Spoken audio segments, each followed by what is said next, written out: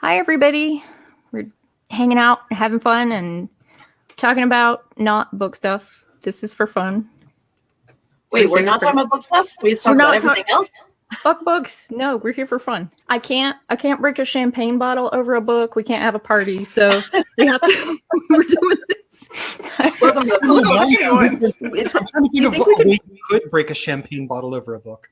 That'd be pretty amazing. It feels like that would be messy, I think, probably. But it's not hardback, so it would take a swing or two. Right. Or you get like the blow up posters that Llewellyn does, and put it against like a brick wall and just put a bottle of Oski at it. Yes, it's gotta be the Walmart champagne that you feel so bad about the next morning. You wake up with a headache. Why did I drink this? Nothing but a headache in a bottle. Nuke says we're cowards. We could do it. I mean, we can make this happen. Speaking of libations, so last time we spoke, Tiffany, I was telling you about my favorite whiskey, the Slane. I've got a new favorite. I mean, it has not taken the Slane's place, but it's definitely a favorite. It's called Screwball. Okay. And it is a peanut butter whiskey, and it is shockingly amazing. It's so good. That's insane. A shot of it plus like half a shot of Godiva chocolate liqueur tastes like a Reese's cup. It's amazing. Ooh. It's the best thing. I'm trying to share this live stream to other things. Liana says we can't waste books. They're sold out. We can't break champagne. We can't waste books. Wouldn't be wasting it. You can still read it after you broke something over it, right? Gavin here underestimates my budget. It's the trophy. It's the trophy version. I don't know about the other authors here, but I think everyone would be happy to let you know none of us can afford boats. I can't either. Have I misjudged? A canoe? I could do a canoe. Yeah, a kayak. Yeah. We'll fold the paper stuff. That's So I'm doing a drawing tonight. We have to take votes. We can do it at the beginning, we can do it at the end, but I wanted to give away a signed copy of the book. So everybody that signed up online, I put their name in a fancy randomizer app I bought for $1. So we can hit the button and somebody can do game show sound effects. We'll tick it out. But I thought I would show you guys what else I have to give to our winner. I just want you to know I have a prize wheel handy. Oh, if only they would fit on there. We use it for the sound. That's right. Let me know when you're ready. Okay, I got you. So, signed copy of the book, signed to whoever wins. I have some of the awesome tea that Amy made to go with it. One of everything from my website, soap and incense, salts, corpse water, everything. I think very cool bowl that I made with little crow feet imprinted all the way around for your altar. So how do I enter this contest again? It's too late for you. It's too late. I was wondering the same thing. How do we get any of these? Because there's so many of the ceramics that I'm like dibs. I will arm wrestle somebody for some crow feet. I will never win that. I posted that just kind of wanting to. I don't know. I was feeling good about doing something productive and fun for me, and I just wanted to show them off. And I was so surprised that everyone was like, "Can I buy that?" Yeah, there's 5 that I just want. I want so bad. I want the one that has the scalloped edges with the top that fits in them. Yeah, I was like, is that an incense burner? I will totally an incense burner, right? It's a lantern. It's a little lantern. Oh, that works too. So I burned a candle in it last night, and it strikes a pattern of stars on the ceiling for the kids. Because you need another successful career, right? That's the joke, right? I do a lot of stuff, but I just like learning things, I never met a thing I didn't want to try and figure out. This is why we're friends. But I do have one more thing for the drawing. So it's a big box of stuff. I kind of told a fib a while back. Tiny fib. When I made the mellification soap, I made 20 for sale. But I made 2 extra bars. One for myself and one for this contest. Wow, that's some forethought. Hell yeah. So the last bar in existence goes in with all these other goodies for whoever's name comes up in the contest. That where mine was right here. Where is mine? I was gonna show people the soap itself. Where'd it go? So pretty. Stephen at the Buckland Museum, so they just picked up books for the museum. Yay! Your other copies are in the mail. I had to send them separately. I didn't catch your second message in time, but they're on their And way. those are signed copies, right? Mm-hmm. And they're available at the museum. So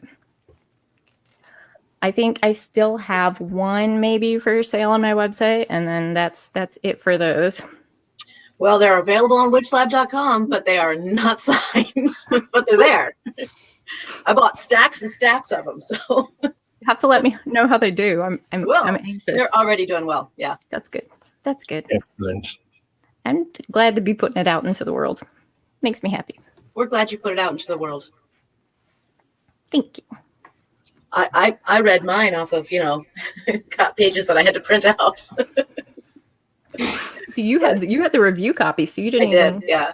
It's a little bit different. I mean, obviously edits and things, and I added some things at the last hour, much to the editor's dismay. So for those of you who read it early on as a review, there are still things to find in there. So Go ahead, read it again. So you're saying? Read it again. Find the Easter eggs. Mm-hmm. I had fun with that with my book. I was like, I need to take these 3 things out, and can we put this one little thing in?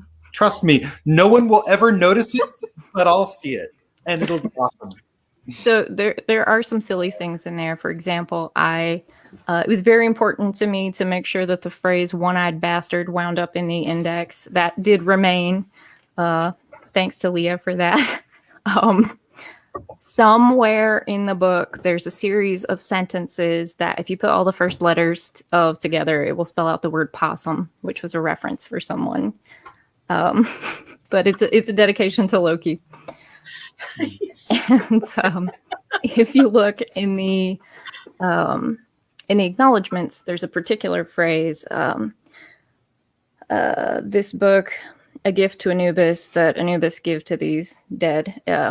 It's a phrase used in Kemetic burials by dedicating something to Anubis so that his name is spoken by others. He receives veneration in that way, and he gives to the dead so that they can continue to have offerings in the afterlife. So I dedicated it to those who had died as a result of the pandemic. Stuff that went in at the end, I was very excited about getting in there. But let's see. So you guys have all published books, right? I've not done that. I'm just the interviewer. But it seems like a really neat process, right? It seems like a really intense part of your life where you invest your entire being into something, and then even last minute stuff, you're like, no, that's gotta. So I commend all of you. I'm super impressed. And I carry all of your books, just so you know. Hooray! It's such a process. You put so much of your life into it. When I started writing this book, I had just had the twins by C-section. So you weren't even mobile. My desk area was totally crazy, so I did most of my writing at the kitchen table, way too high. So I wound up with carpal tunnel in both wrists and an ulnar entrapment in both elbows, which I still have to have surgery for. And yeah, it's a lot. And I did that while finishing my mortuary sciences degree and a degree in education. So while I finished this book, I took 29 credit hours, volunteered for COVID response, raised twins, healed from surgeries, all that stuff.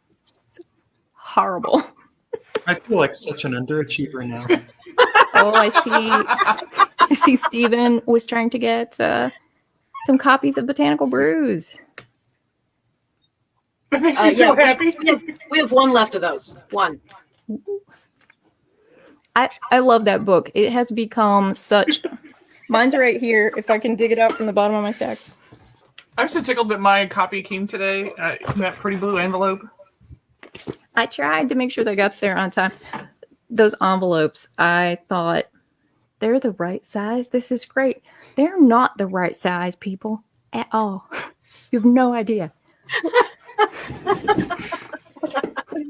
Oh, yes, the hassles of shipping. No, live my life, viewers. Let me show you here. So I have to take this beautiful book, and I have to do this to it. Because it doesn't fit, and then I have to wedge it in there.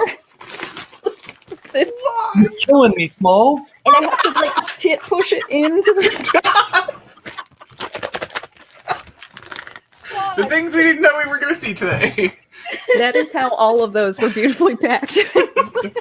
Yeah, Blessed. Newt Anthony said the envelope did not want to give up the book, so they also had to wrestle it out.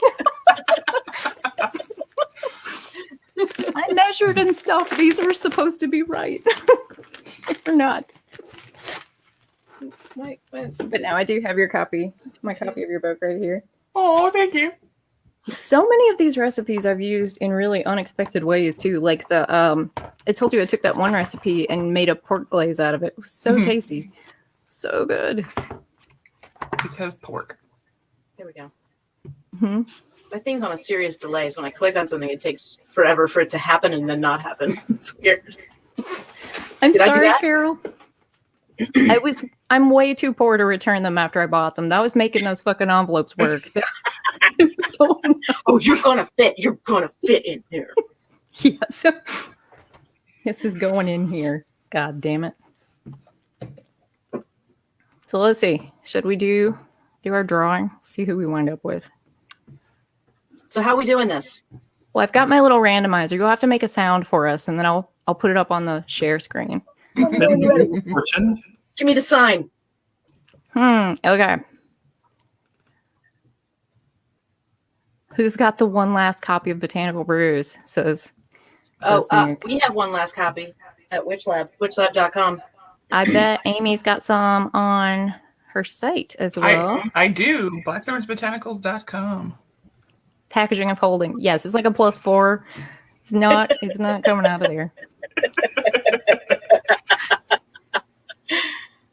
All right, I'm hitting my little randomizer. We need a sound. This is very legit. This is all very. We did not plan this. I'm trying to screen share, but Streamlab wants to show like my whole computer, and you guys do not need to see my desktop. You should be able to opt to just do one thing. Like you can share like one tab maybe. Maybe. You're way more in charge of this than me. No, that's not working. Oh, nobody cares as much as I do about the screen sharing. It looks like our winner is someone who's listening. It's Gavin Redmoon from Twitter. Hey, all right. Congrats. Congratulations, Gavin. Woo. You'll have to send me a message with your address, and I will mail it out to you tomorrow. All of the fun things. Let me know how you want me to sign your book. No shit, indeed, yes. I saw on Twitter that you already bought a copy on Amazon, so maybe you'll have one you can donate to your local library.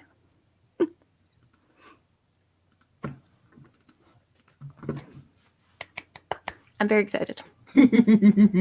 Most of my week is like just giving stuff away. Like I'm a terrible business person.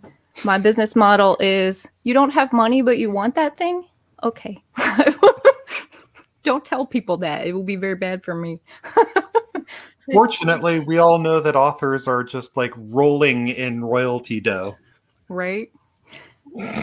Actually, I have no idea what that process is or like what that's even going to be or. Yes, authors get paid 2 times a year. Yep. Fun. Okay, cool. Once at the beginning, once in the middle. Very nice. more or So less. you haven't gotten paid yet, is what you're saying. Who? Me? End Yeah. of March. Well, that's not true. I got paid for an article I wrote for the Llewellyn Journal. It came out today. I meant from your book, like, because what they're talking about is like how you get paid from, because there's a lot of people, including me, who don't understand the whole process. Whereas you guys have a wealth of knowledge about this. It'll be forever, and it'll be like a penny or something. I don't know. It's like $1 a book, I think. I have no idea. Like, depending on how much your book retails for. You are very welcome, Kevin. Congratulations, Gavin. Yay. All the stuff. Like, so what did Gavin win? All of it, or just like one thing? One of everything from my website, plus the $135 bar of mellification soap, plus a signed copy of the book, plus one of my pieces of pottery. Goddamn. Way to go, Gavin. Which lottery just went right there? Right? I calculated it up at some point. It's like $500 worth of stuff. I think the best thing in there, though, is probably Amy's tea. They're so good. Everybody go buy those. You spent months on your mellification soap. I'm pretty sure that's like the top of the list. You can't drink it, though. Yeah, don't drink that. And that's what really counts right there. Mm-hmm. It's tea. You can put whiskey in it. Don't put whiskey in soap. I mean, but also don't drink You it. tell me what to do with whiskey? Is that what you're telling me? You don't tell me what to do with whiskey, Amy Blackthorn. I'll do what I want. I do what I want. I do what I want. And now I'm sitting here thinking, dang, I got plans for the weekend. Wouldn't that be awesome, Aiden? Of course, Megan catches me trying to bathe with whiskey. She's going to have words with me. And Dale, possibly- anything is edible if you try hard enough. Absolutely anything. Wow. I'm writing that down. I've heard similar principles, but, another time.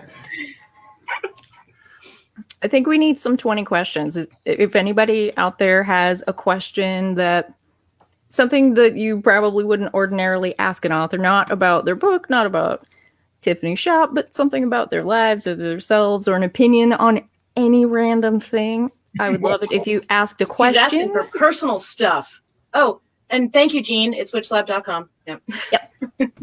Yeah, if you have a question, we can all answer them. Or not, if we don't like you. Wow. So be careful. We'll make it. Oh, you're cheating, Aiden. This is... Who wants to go first? You guys are so talkative. Well, I will go first if anyone else is shy. I wanted a book with my name on it since before I knew how to write my name. Once. Sorry. Nice. I wrote the book that I wished I'd had when I was a 15-year-old baby witch and queer and kind of gender weird and living in upstate South Carolina. Misha, not everybody knows what your book is. Tell people what your book is. So I'm the author of Outside the Charmed Circle, Exploring Gender and Sexuality in Magical Practice. I actually have a copy over here on the bookshelf. I can just jump up and this one. It's such a pretty cover. This is also a book we sell out of a lot. Oh, it's such a great book. book. We do. Happy to hear. Yeah. This is actually my reading copy, so, it's got things in it like, this is Misha's reading copy, please don't steal it. And then, all of my tabs in the pages where, I read things from. But yeah, I was called to write this book because there was a lot of stuff that I realized no one had ever told me as, I was kind of coming up as a witch and a magician. And thank you, Gavin. They came out like the rest of us. And I was like, well, no one else is writing this book. And I mean, I'm a witch. I have a degree in gender studies. Why not? What's the worst that could happen? Never ask that question.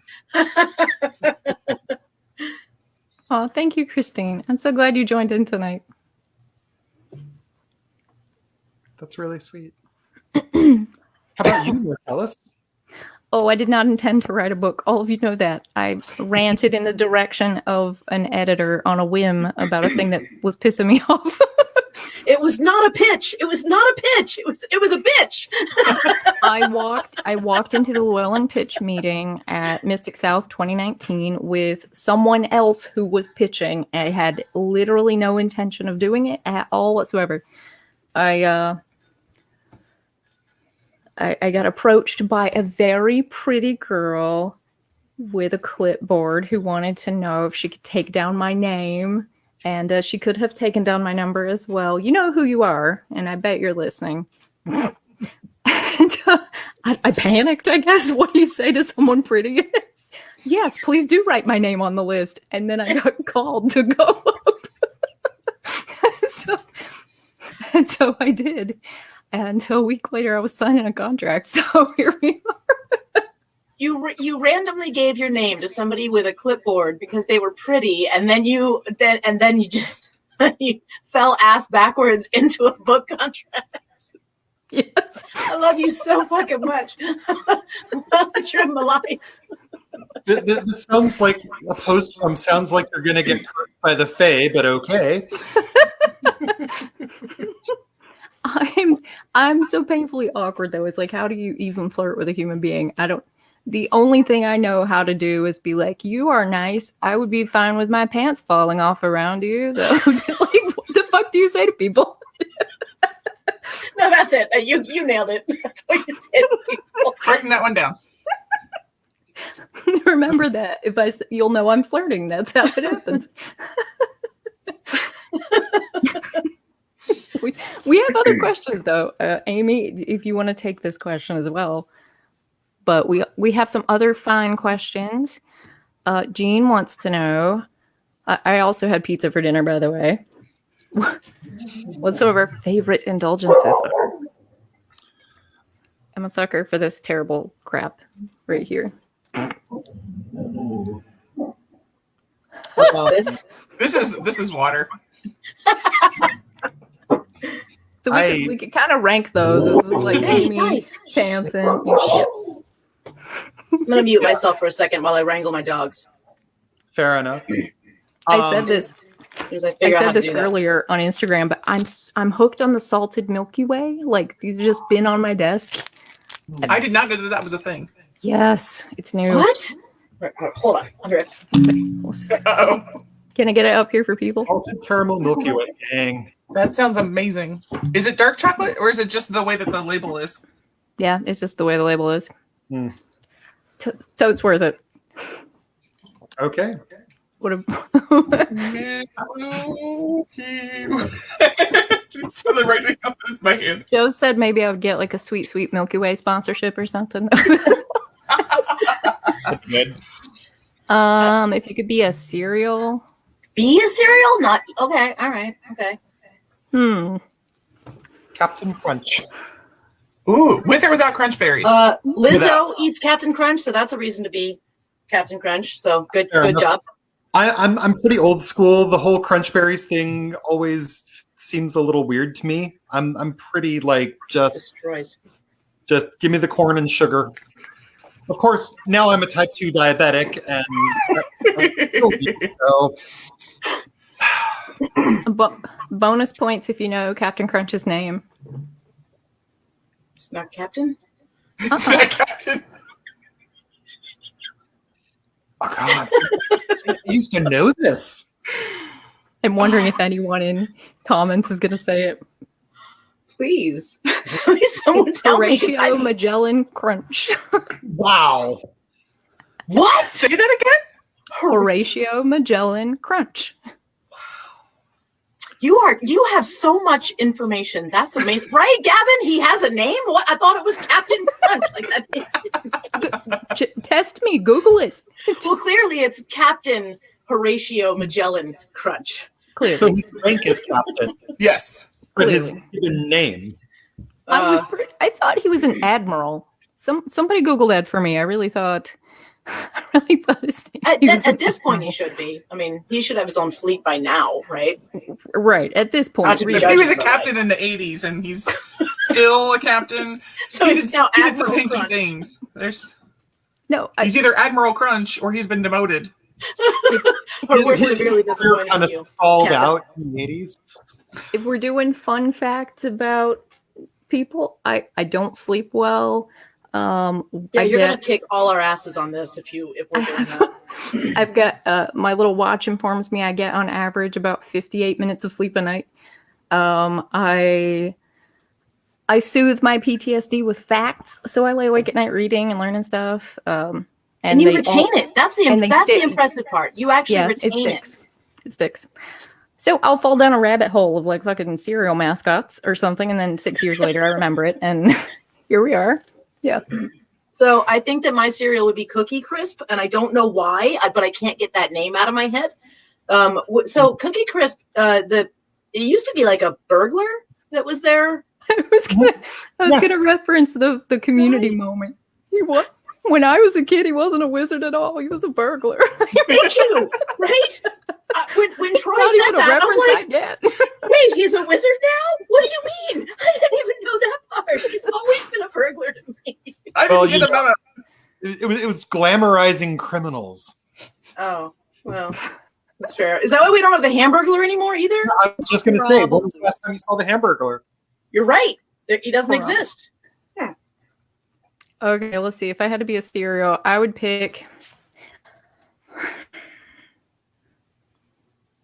I think I would pick Rice Krispies, not because they're good, because they're not, but because they're versatile and they're strong. You can build stuff out of them. You can make other stuff out of them. You can add texture to stuff with them. Good answer. Good answer. Yeah. Good answer. Good answer. Lonnie popping in with an actual question. Two of you know I already like to ask, do you have any traditions you follow when visiting a cemetery or grave? I don't wear shoes in a cemetery at all, ever. Unless I have to, like I'm serving a funeral and it would be super weird for me to take off my shoes because I'm in like a mortuary situation. And you live in a warmer climate too, like so. Not always. There's snow here now. It's Okay, so even now you would do that? yeah, always. Unless I have to wear shoes, I don't wear shoes. Well, who forces you to wear shoes? Who's that person in your life? If I got hired for a funeral or I was a pallbearer or something, like that would be weird. I see. So yeah. Got you. What about you? Got you.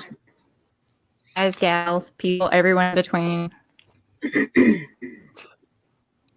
I always take a moment before I go into a cemetery to just acknowledge whoever's there, whoever's hanging out, and say basically, hey, I want to come in, pay my respects, whatever I'm doing. Not here to disturb or mess with anything. You know, basically, I'm cool with you, you be cool with me, and everything's good. It's, just like a little thing right at the beginning. It's like the way I would try to respond going into any place that I suspect is going to have an established presence that I don't want to be rude to. And I have come to cemeteries where it's just like, hey, how's it go? Never mind. I think I left the gas on. Yeah. Like, you know what? Some other time. Another life, maybe. But peace out. I enter and leave backwards. You enter and leave backwards. Mm-hmm. So you walk in backwards. Right. And then you walk out back. Do you moonwalk or is it just regular walk? I mean, depending if I will absolutely have some moonwalk. Not in the boots, but sneakers. Moonwalking is appropriate. I absolutely want to see video of this. Just really quickly, I noticed Carol is asking why there are different comment threads. And she says she's confused. I'm streaming to like 3 different places, and I have no idea what I'm doing, so probably why. Where are you streaming to? My Facebook profile, my fan page, and YouTube. So whatever I shared here, whatever's here, I can see. I don't know what else is. Whatever happens. So I shared this to my Facebook page, and some people have messaged me and said that they can't see it because it's set to not public on yours. Weird. So, yeah. So did you share from my profile? Let's see. I think I shared it from because I couldn't find the fan page. So I think I shared it just from your personal one, which might have been the problem.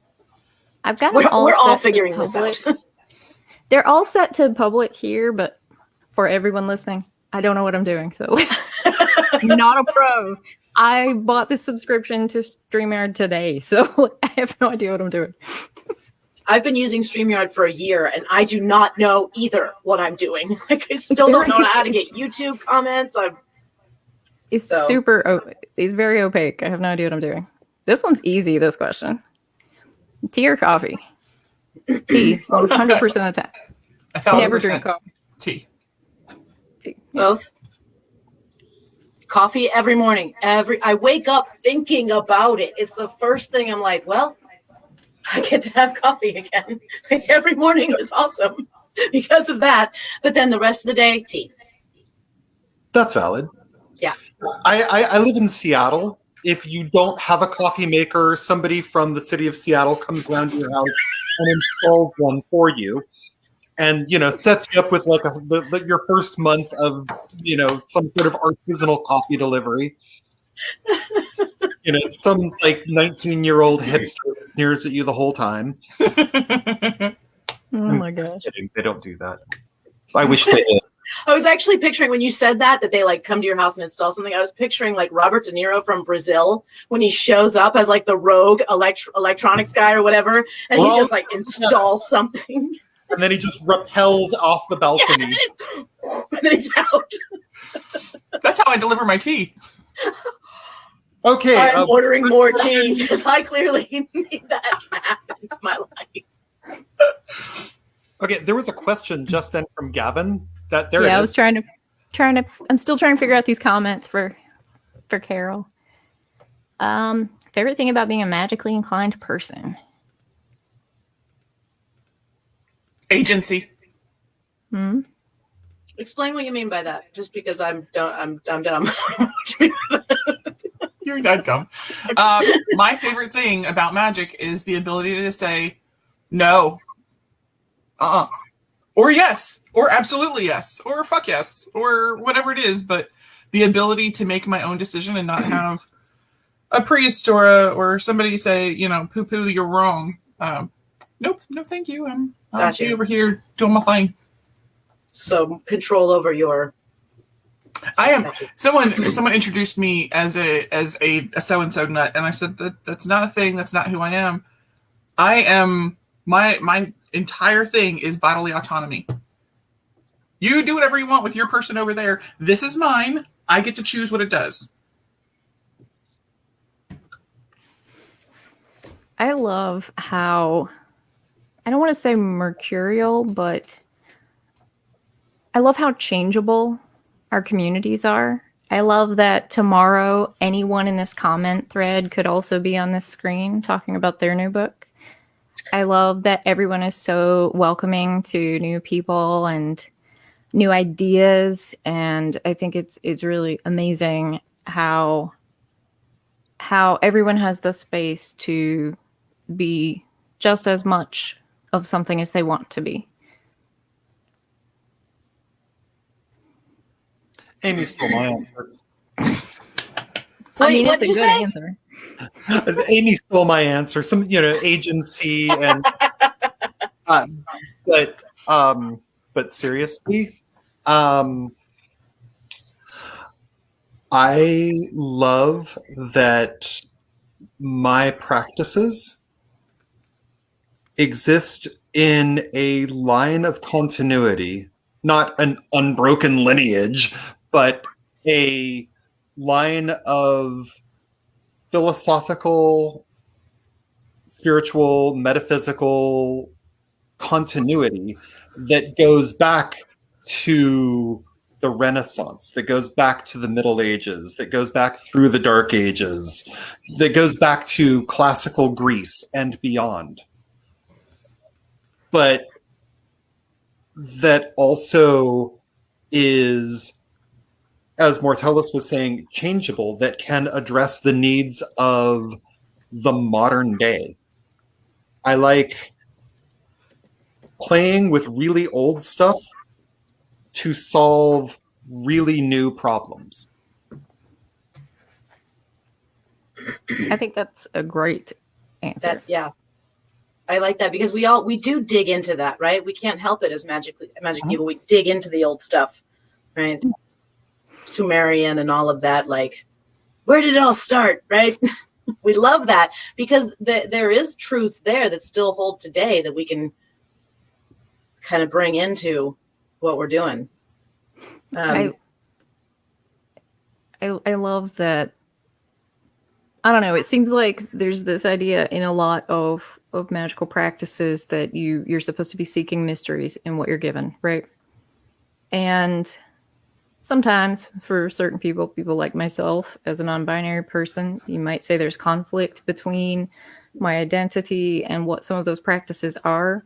But I love the fact that no matter who you are or what you're practicing, that if you dig deep enough into whatever mystery is in front of you, you can always find something, someplace where you fit. Yes. Yeah. Yeah, it's a varied field, right? I love what I like about being a magically inclined person is that I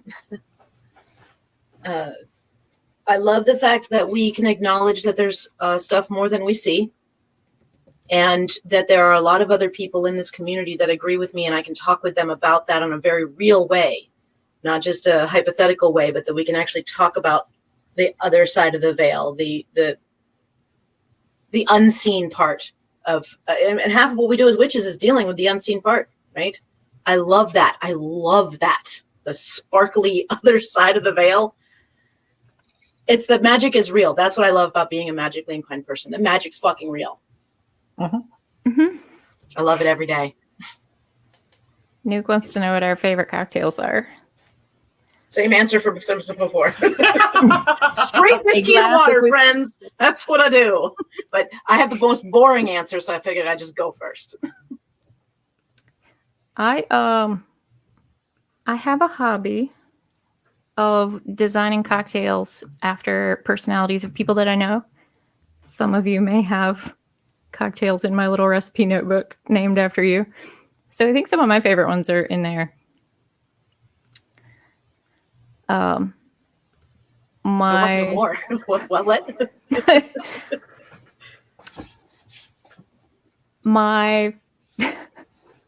I'm sort of looking at my list and trying to favorite ones. Oh gosh, most of these have like probably really inappropriate stories attached to them. Best. Well, what do we got? Well, let's see. I named this particular one after my spouse, and it has two names. It's either a sexy beast or a sarcastic bastard, depending on which way you mix it. But those are the same thing, by the way.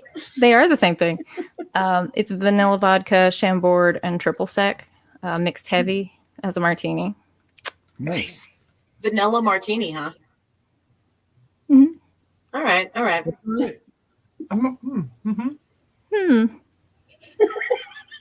My friends would say that I'm famous for making something called a naughty caprice, which most of my friends just refer to as, and I quote, that vagina juice for reasons known to me that I shouldn't tell. But I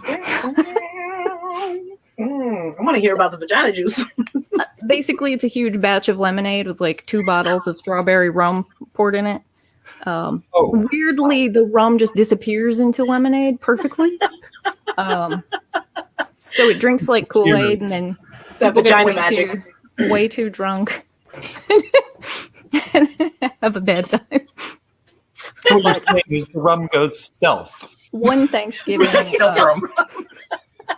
I'm here for one it. Thanksgiving, a very introverted friend, dear friend, had maybe too much of that and got very extroverted for an evening.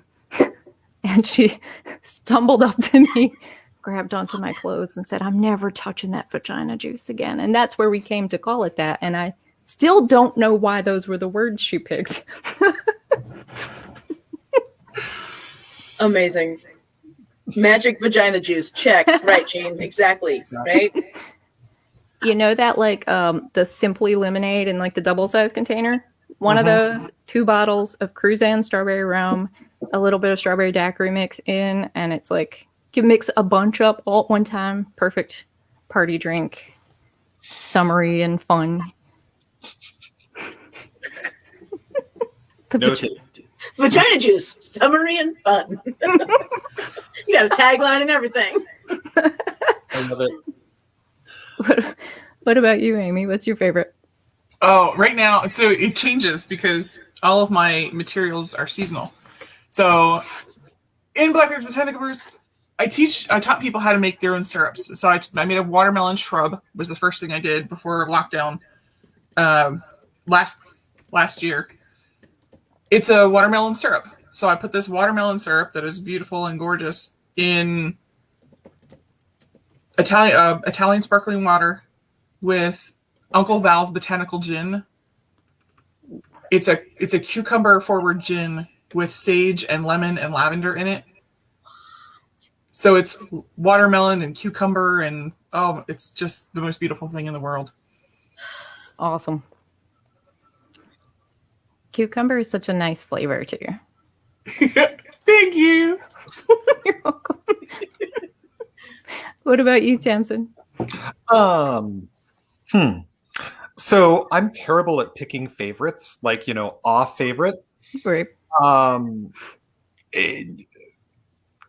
Like right now, my favorite cocktail is probably, and I'm not even kidding, just a standard issue Cosmo. Ooh, classy though. It's so classy. It's classy. It's delightful. Like instead of cranberry, I use like cran raspberry, but that's the extent of the modification. It's really easy and it's just really nice. You don't have to get super fussy with it. Can I just take a moment here to do like a PSA and say, can we stop being sexist about cocktails and let masculine people enjoy tasty beverages? Like there's nothing wrong with it. Everything everybody likes is, all the good stuff is for some reason associated with girliness. Can we just have them? Can I tell you one of the weirdest cocktail finds that I have done? Cruzan rum, their vanilla rum is beautiful, and I was putting it in everything. Cruzan is so good for like mid-level rum. Yes, tasty. It does. So I was like, Cruzan vanilla rum. It's okay. Cruzan is the brand. Okay. With a Z. I tried it in Sprite. I figured this is amazing. I'm going to drink this. Well, I was at an event years and years ago, pre-pandemic, obviously.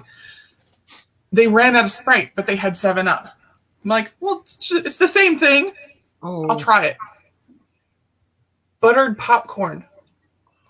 It tastes like buttered popcorn. Whoa. All right. Why? Yeah, why? I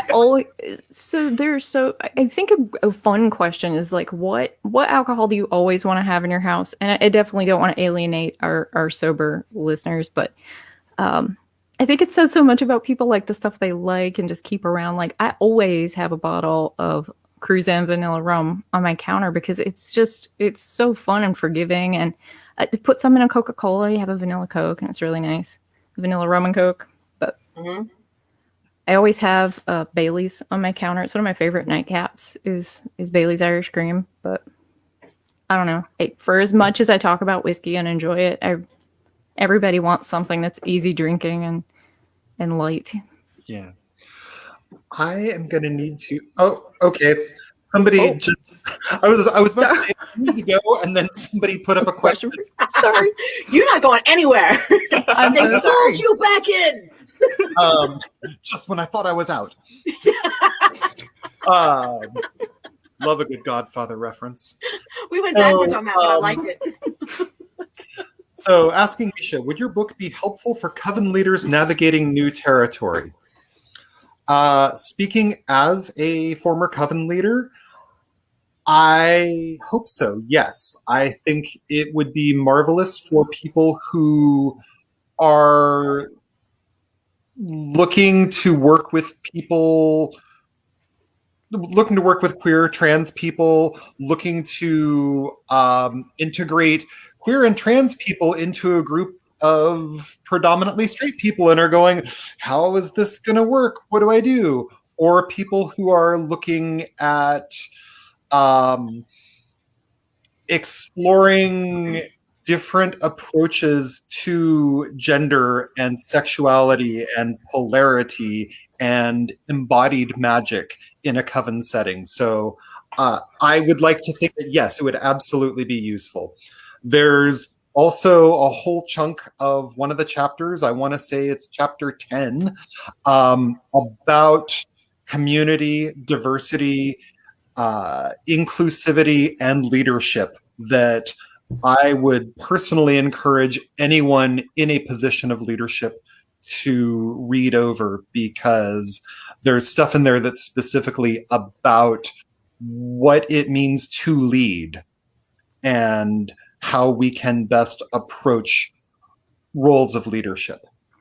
As a non-binary person in what can be very binary space, I have to say something I loved about your book was that it felt like reading along with my own inner dialogue. Like reading it, it was like, oh my God, I've totally thought that before, standing in circle space or whatever.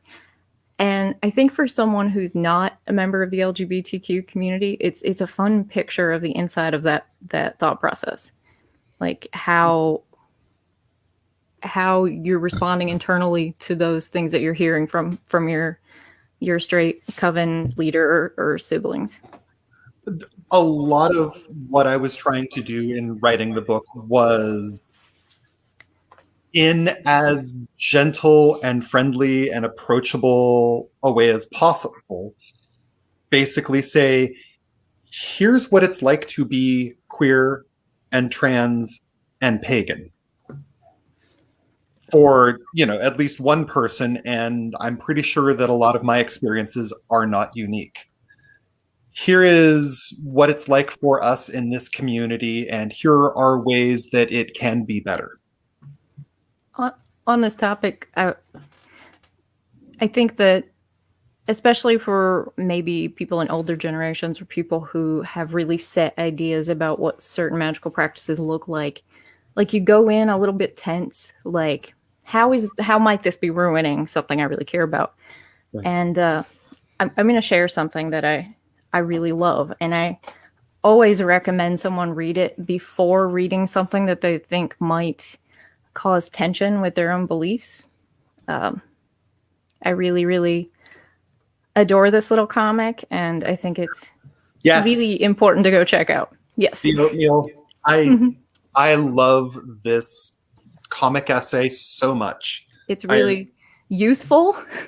Yeah. You read that first, and then you go read Tamsin's book, and you'll feel better inside about it when your little toe starts yelling at you about what's wrong with you. Well, and one of the things that I said right at the beginning of the book is that a lot of what I had to say in the book is going to push some people's buttons. And that I'm asking the reader at the outset to please assume best intent. I am not saying any of the things that I am saying with the intent to hurt or provoke or, to troll people.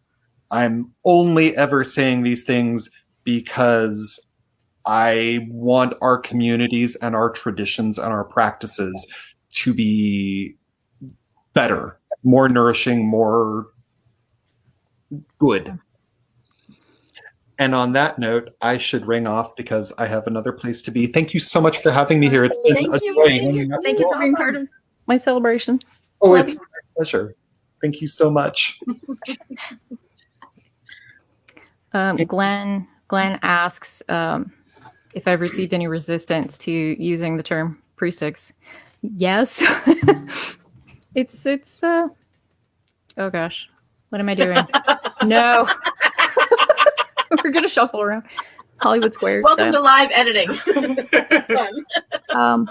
I would say it's been twofold. I've either gotten no comments at all, which is great and how it probably should be, or I've gotten just really vitriolic hate mail about it, or demands from people that I prove my lineage or give them a vouch for my my initiation, or they demand that my upline makes a statement that says that they support my choice. I thought it was really interesting. I didn't know this actually at the time, but my high priestess was reading about it a little bit, and she wound up saying that it made her think of back in the 70s, the pushback for using Ms. instead of Miss or Mrs., and how it was like feminists are ruining the world and we're ruining families or whatever. And she was saying that this feels the same to her, the way people have sort of responded to it. And I think that's a really sort of telling comment. It's just, I don't think it really even necessarily is about being trans or non-binary. It's about choosing not to be defined by your gender. And I think that that's good for everybody if you choose it, no matter what you are or what's important to you. If people's resistance to it it's about change. It's about their own discomfort, right? It's not about you. It's never about you. It's about them. And it's about their discomfort with having to be forced to look at the fact that there's more than they expected to be in the world. And so they're pissed. Right. Like same with Ms. Same thing. Like they're just pissed that there's more options than what they thought was available. Right. I always hated, even before I came out as non-binary, I always hated Miss, Ms., Mrs., because why the fuck do I have to be defined by my relationship to a man? Why? Yeah. Why do we have to change the Mr. is just across the board. Your whole life. 30-year-olds, Mr. So-and-so. Mr. Right, you're the only way 10-year-old boy is Mr. Right? It's like Mr. or Doctor. That's it. And then we have to be like, well, where exactly are you in your life? Are you a Ms.? Are you a Miss? Are you a Mrs.? Or have you crossed over into Ms.?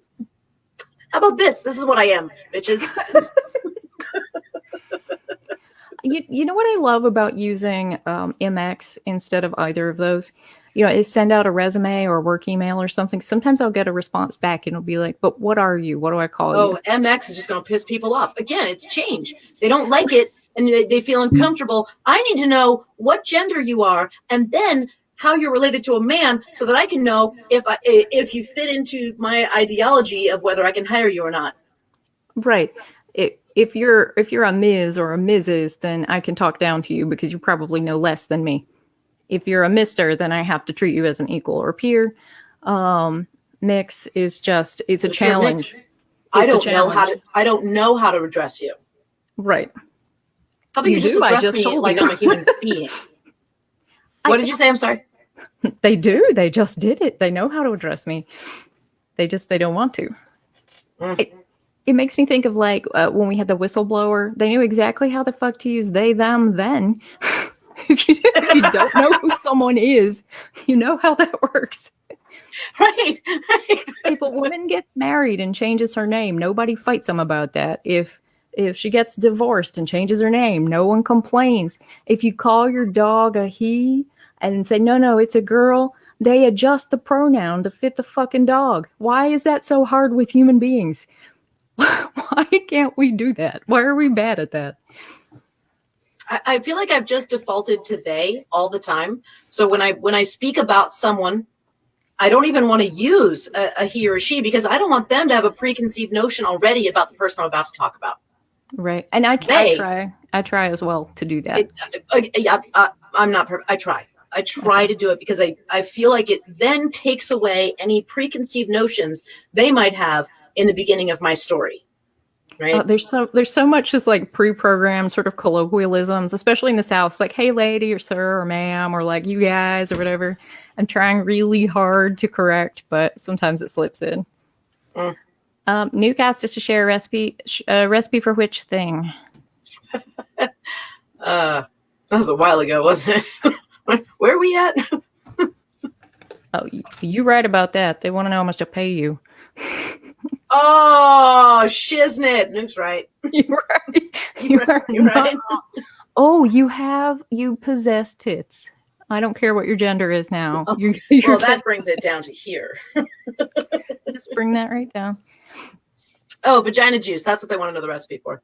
Oh, I will put that up on my Facebook fan page if you guys would like after we're done talking. Little recipe card. Vagina juice. Do I have to call it that? I guess I do now.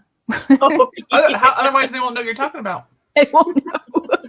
We've gendered the fucking beverage. Can we not?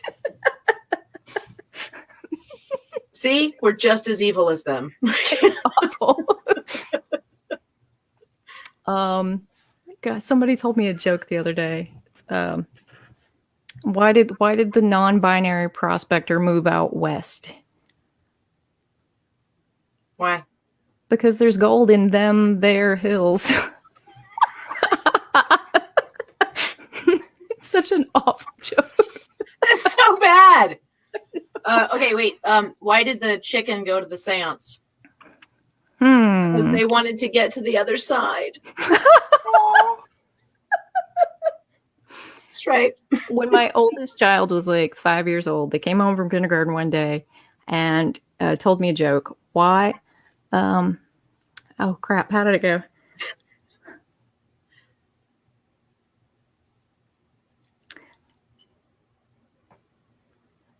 It's something about how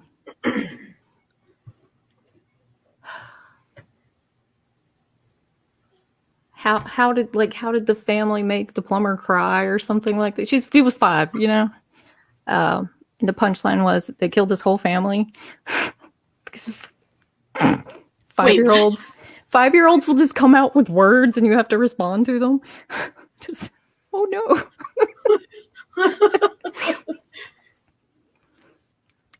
All right, there's an actual question.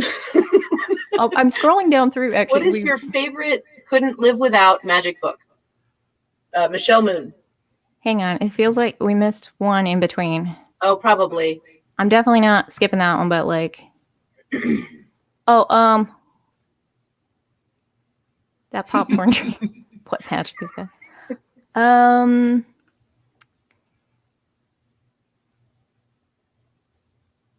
Hang-ups in the craft are really different. Yeah, definitely, for sure.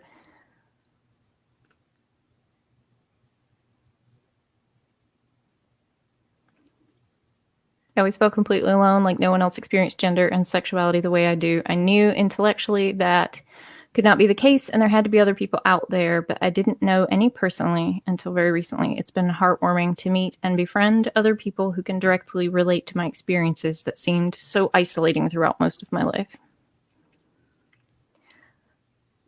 That can be so important, just knowing people.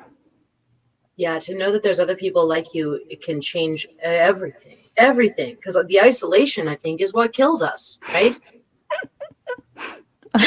Yes. JJ Juice. I think that's the JJ Juice. You're right, Nuke. Can we talk about Buck Angel? Hello. Mm-hmm. There are also some lovely non-binary people out there with vaginas. What's your favorite? I'm winking at you, Mortellus. I was winking at that girl with the clipboard. But like in a way that made me look like something was wrong with my face. Like you winked your way to the top. We see it. We see it. Bad flirting got me here, people. You too can fail that hard. That's your favorite couldn't live without magic book. That's tricky. That's a tricky. Oh, you giving us one, Michelle? We can. That's rough. It's a tricky question.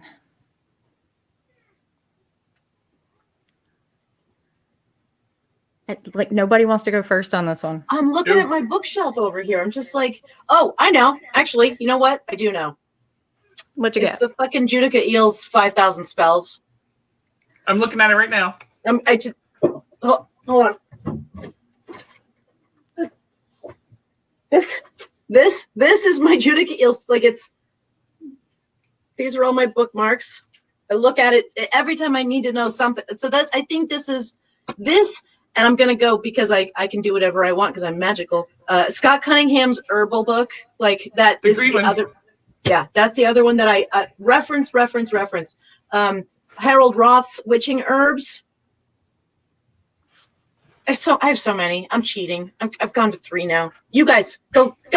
You guys go. What about you, Amy? I mean, you can see a third of my library behind me. A third of the upstairs library. Because there's a downstairs library. Yeah, how many libraries do you have?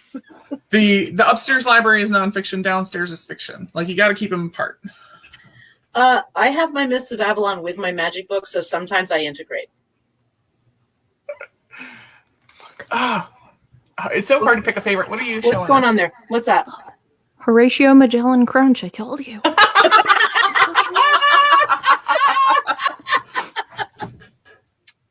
No, I picked up my phone to look at my library. There's this app that I love. It's a free app. You can also subscribe to it for like $2 a month. It's called Libib. It gives you a barcode scanner and you can scan your books and it gives you an electronic library. So I have like my personal fiction library. I have my video games. I have my comic books. I have a death library and I have our Coven community library. And all told, we have 722 books and 31 video games in our community library. So there's a lot. You're goddamn right, Gavin. We're always going to circle back to Horatio. That's where we're going every time. I went old school. I had the whole system with the library cards and the pockets in the back of the book. I have those too, yeah. My favorite magic book, I would have to look up the name. I don't have it in front of me, but it's an old Icelandic grimoire. There's a spell in it I love. An old Icelandic grimoire? Are you serious? Yes. And let me get there. Let me get there. All right. It has a spell in it that really informed my practice, and it really hugely altered how I approach magic. It's a spell for rain. If there's a drought, it's to summon rain. Basically, you gather a bucket of water, you go outside, and in a firm and commanding voice, dash it on the ground, and basically you're like, you see how hard that is, Sky? You shame the sky for not doing a good enough job. Yes. And I love the simplicity of that. It's acting as if, right? It's manifesting, but it's simple. It's magic that's all about your mind and your body and your intent and movements, and you're commanding the sky. You're informing the sky. You're definitely antagonizing the sky. It's not hard. Who among us has not antagonized the sky once or twice? I mean, Bring it! Come on! No, I mean, it's a lion. I really love that that spirit about it, and that one passage really informed a huge part of how I work, and that's my favorite. I can't live without it. You're confrontational when it comes to. We're way into like gender issues. I'm curious if as an employer I'm trying to encourage diversity, but also need to meet certain hiring standards. Oh, see this is a trick question. The question is, you should just hire people on their merits. You should not hire people Yeah, you just deal with it. You just hire people. I want to see the question again. Okay. Meet certain hiring standards regarding males and females, people of color, and white. Why do you have hiring so to make sure that you have enough females and enough people of color? Is that what it is? Hire people on their merits and not to fill a quota. If the application has a place where they can disclose that and they choose to, that's up to them. But like, you just hire people because corporate standards, right? I guess I don't. Yeah. I get to hire whoever I want. That's I'm the boss, so I get to hire you because you're good at things. Exactly. I don't give a shit about the rest of it. A top 3, Dale. What? A top 3 of what? Books, maybe, Books. because we said that the one was too Gotcha. much. I wanted to do like top 3 movies or bands or something. Like, what's your favorite? This is your show. You get to pick. Tell us what top 3 you want to hear about, or tell us about. Right? That's gonna be my new like a column. Mortellus about it. Top 3. Oh my God! Yes, more. Tell us about it. I want top 3 like songs that are like part of your soul. Like if you had to make a soundtrack that was going to play over the montage of how you died in a movie or whatever, and they were your life, what are those 3 songs? It would depend on how I died. It's not about how you died, it's about the life. It goes with the montage. That's what you said. Ruining this. All right, You're ruining this. Sorry, I ruined Gotta have a everything. I'm montage. sorry. That's what I do. Mine would be filled with terrible stuff, like really, like embarrassing crap. That's what would be in there, for sure. But like songs that somebody would have to listen to even know you as a person. Like, I feel like Amy's scrolling through her iPod. Like, what is? Called out.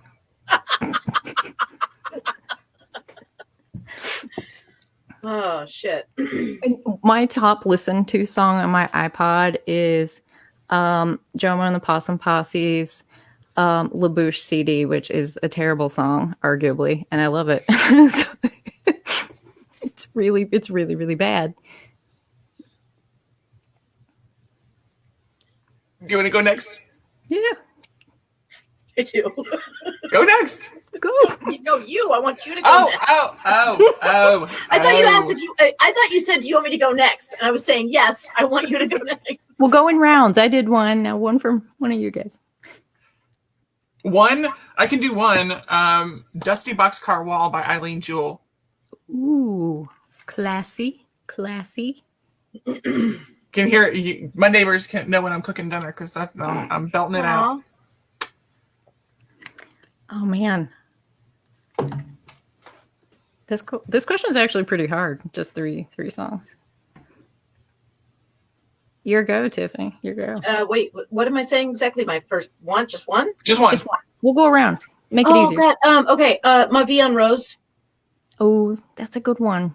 Yeah. What the fuck's her name? Oh my God, it's gonna make me crazy.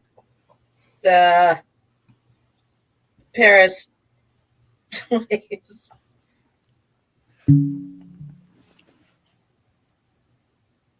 Looking it up. Hold on. A lot of things that are not helpful. Seriously, none of that. So shut up! Stop laughing at me. Anyway, it's Ma Vie en Rose. That's one of my favorite songs in the whole world. My favorite is actually when it's done on ukulele. Is that the version from How I Met Your Mother? Yes. Most of my life is done through TV, so yes. You're so cheesy. I love it. Yeah, but I actually do like. Oh God, I know her name, and it's going to make me crazy.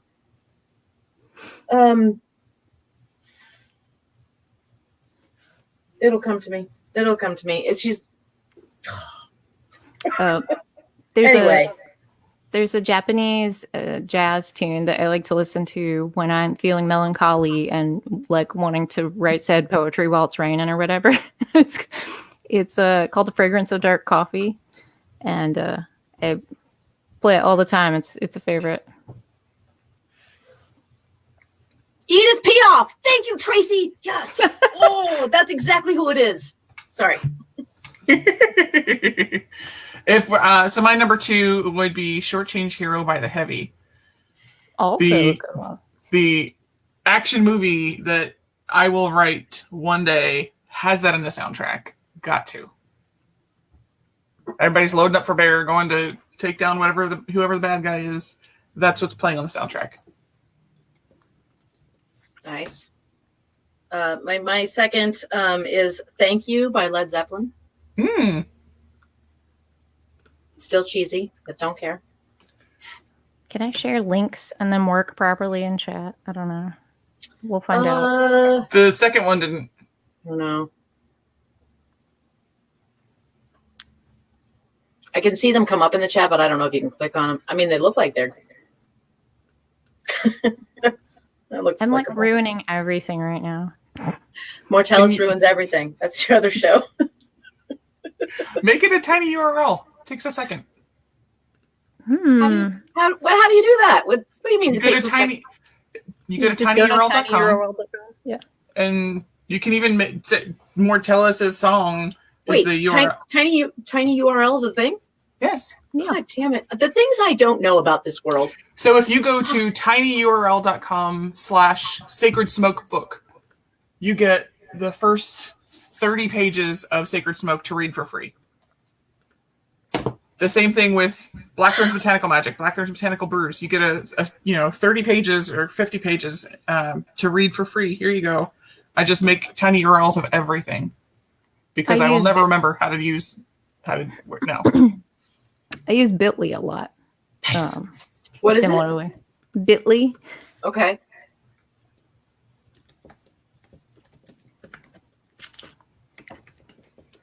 I changed browsers this week, and like everything's all screwed up. I'm having From what to what? I was using Chrome, but recent updates were it made it really bloated and slow, so I've changed to Firefox. Okay. I'll post this link to a song later. I'll save stuff being a pain in the ass. Another song. Oh gosh, there's so many. I guess.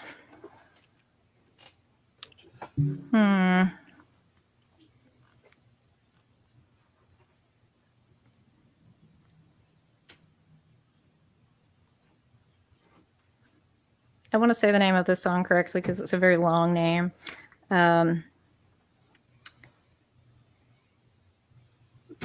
It's a song by a band called Coheed and Cambria, and the short name of it is "In Keeping Secrets" from the album of the same name, "In Keeping Secrets of Silent Earth 3."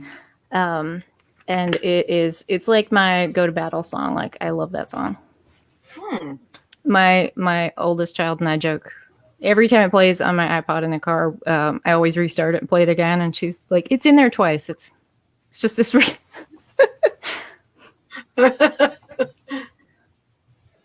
What other questions do we have? Let's see. I'm trying to find. Okay, here's where we were. Links to books. We can all three of us will go back and post some links on our pages of stuff we talked about. We have to work together to remember Horatio Crunch. We'll get there. We'll post links. That's gonna be somebody's craft name tomorrow on TikTok, and I love it. It'll be Horatio Magellan Crunch. Horatio Magellan Crunch. Admiral. High Priestess. Admiral, yes. Horatio. Let's see what else. I'm scrolling. Necropants. Glenn wants us to think about those. You just want to talk about Necropants? I'll tell you guys a funny story. It's not a funny story. It's actually a really awful, terrible, gross story that I think is funny. That's kind. I'm in. What do you got? Okay, so the mortuary school that I went to, we did soft cure embalming for medical programs. When you embalm someone, their body's very hard, but we used a process of soft cure embalming so that basically they could be taken into surgical suites for students to work on. We could hook them up to machines that would pump their heart, inflate their lungs, and we could artificially move circulation through their bodies. So when they're learning how to do heart surgery, they can, in theory, nick a lung and deflate it, or other things that they have to correct for. Right. Soft cure embalming is not pretty at all. I mean, ordinarily you embalm someone and they look like they were still alive if you've done a good job. Soft cure embalming isn't for aesthetics. The outer layer of skin will come away, all the fingernails come off, all the hair comes out all over the body. So we embalm them. They sit for like a week, and we have to come back and debride off all that skin. We basically have to flay it all off them. We have to pull out their nails. They just sort of fall out. We have to pull out their hair by hand. That kind of stuff. So super gross. But when you're doing a job like that 20, 30 times in a day, you have to find humor in it so that it's not horrible. So it becomes like, yeah, like you ever see kids with a sunburn and they're trying to get the biggest piece of skin? So we would do that. Like, can you get the whole hand off with the, or whatever, or whatever. I did my very level best one time to get someone's entire lower torso off like necropants. I got the whole groin area. I got like tidy whities with penis flap. I was very proud of that. Wow. I'm impressed. You got to kind of scooch it in multiple directions at one time to get one piece. I hope nobody finds this disrespectful. When you have to do this job, you have to find ways to get through it. It's just part of the process. It's either that or it's that. Drink yourself to death. It's that and find comfort in it and humor, and you're talking to the person. And otherwise, we're just taking like a scrub brush, and it's all very clinical, and that's much worse somehow. So Glenn, I've done my best to remove some necropants. But they would not function as necropants because they did not give them to me before they died, and also I did not keep them. So this this seems like a good place for me to exit. I actually have to go. I'm so sorry. No, me too. I'm very sorry. I would love to keep talking about dead penis necropants things. The depantsing. Depantsing. There's nothing weirder than getting like the whole skin sock off a penis because you wind up with like a hole in the end, and it's like a wind sock. It's a weird thing. It's a weird thing to be doing with your life. Love it. I love it. I love it. I love all of it. And I love you. And I love you. I love both of you so goddamn much. Thank you for love your coming whole face. to celebrate and hang out. And this was I love both your whole faces. Thank you for inviting me to be a part of this. I feel very honored just to be in the company of you guys and Misha. This was amazing. And I'm going to watch the rest of what you do later. So make it inappropriate, make it awesome. Talk about lots of more terrible things, dicks and buttholes and whatever. Get in, losers. We're doing butt stuff. That's right. That's exactly right. All right. I love you guys. Have a wonderful evening. I'll talk to you soon. Bye. Bye. It's hard not to forget that you're live in front of 1 million people. It's Ashley. I know. I saw. And like, how dare you pull in like a real question or whatever? We're talking about cereal and dick skin. That's where we are right now. Teas and offerings to the dead.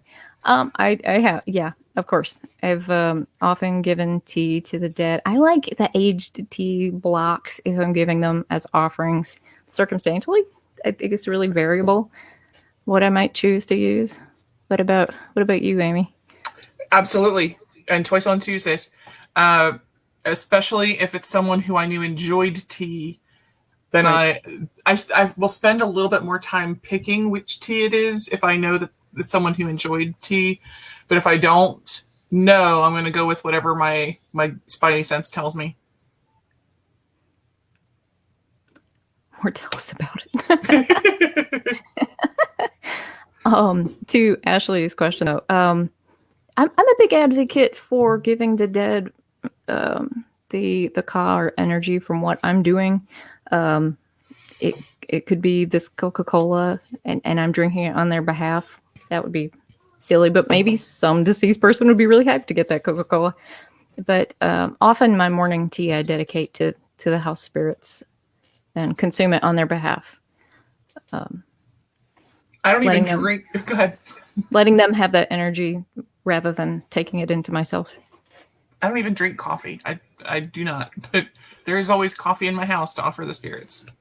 I have a trauma association with the scent of coffee. It's a PTSD trigger for me. But I also keep coffee beans and coffee in the house for spirits who want it. I work with Anubis a lot, and I find that he really enjoys dark coffee. So I will brew it for him, even though it Pushes quirks buttons. all. Yeah, it pushes buttons. Let's see. What Stevie Nicks song made you realize you're just a skeleton piloted by magic? Isn't that Gold Dust Woman for everybody, or possibly Dreams? Probably. Mine was the Believe song from the Practical Magic soundtrack. I have that one on my iPod all the time. Nice. Leslie, that's exactly why I love bad movies. Somebody had to love it that much, and man, I don't know. It's the trauma kid in me. It's if somebody could love a bad movie or a bad song enough to make it, then I am definitely worth loving. It reminds me to love myself.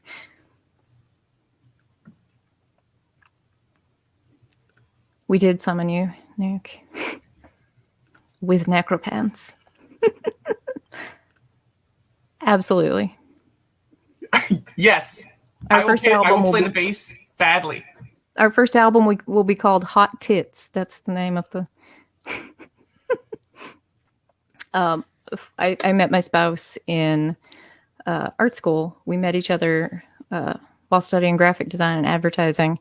And one of our hobbies was making random album covers and random art and just like naming all the band members and making up stories for them and their songs and whatever. And to this day, we make up stories for the fake band Lacey Loves Hot Pink, which is fronted by a person named Hat. And their biggest hit was Betty's Back Window, but they've had some minor commercial success over the years. That kind of bullshit, but I love a good fake band. That is my favorite bit. Right. This is my band name. Oh my gosh. I'm sure everyone out there is sick of listening to us. We lost our entertaining cohorts. We could totally be entertaining. Sure we can. I'm having to, by the way, get some glue out of my hair at the moment. I've been doing some repairs in a little building that we're converting into our home office, and I managed to get super glue into my hair.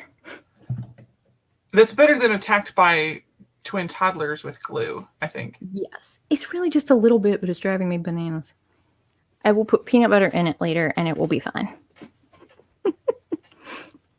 Favorite tea blends. That is cheating in front of Amy because like all her teas are great. They're all amazing. Jane, that's awful. Why? Why would you do this? That's awful. It's my necromancer nook. It's not a she shed. It's a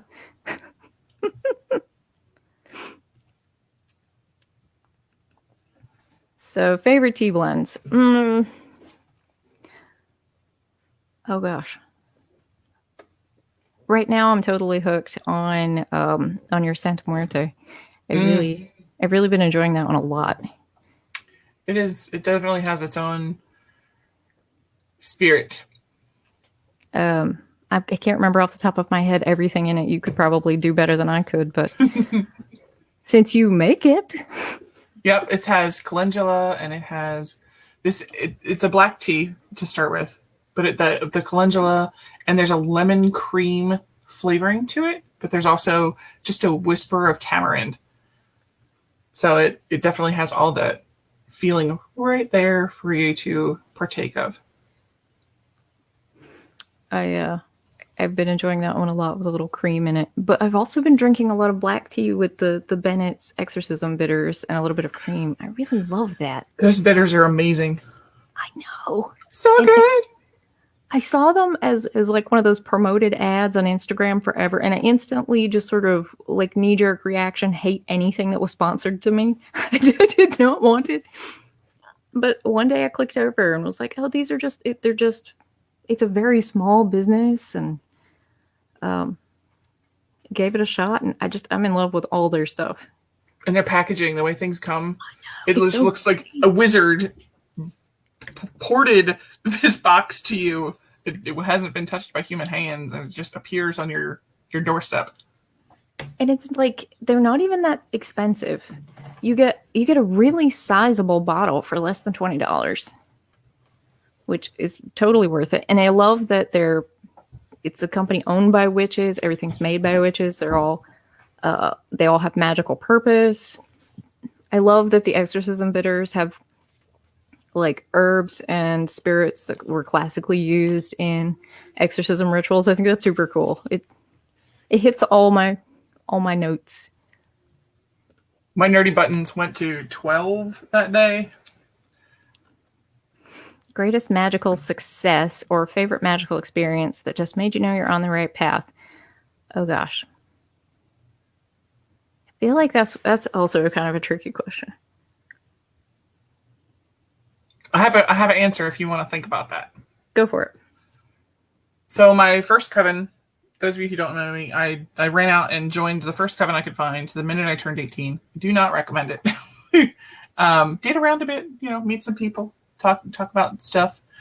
But this because the coven was high priestess by someone who was an emergency room nurse and had been in emergency medicine for 20 years.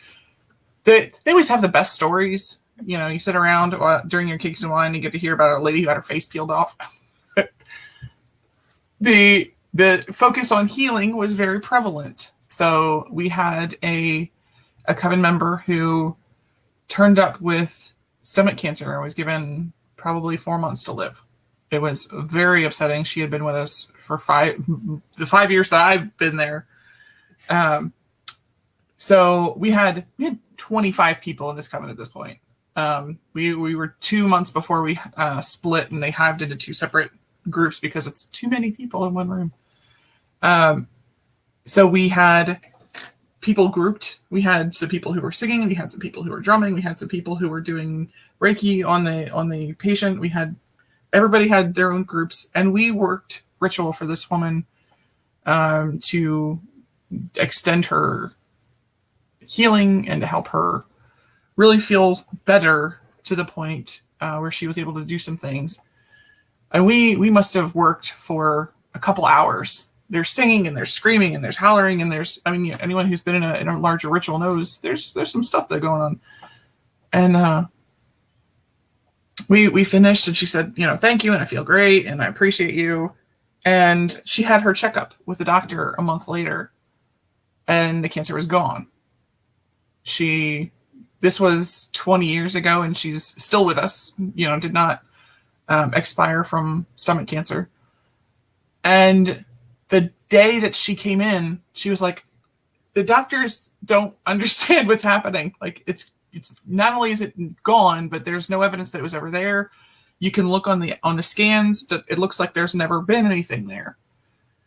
And there's this knee-jerk reaction that people think they need to explain this away. And I knew in that minute, like, you need to be able to say, yes, there is magic in the world. Yes, it does exist. And yes, it can do things that are miraculous.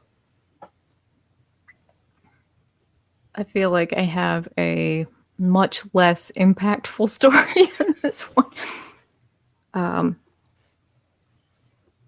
Several years ago, it was, I don't know, maybe 2012.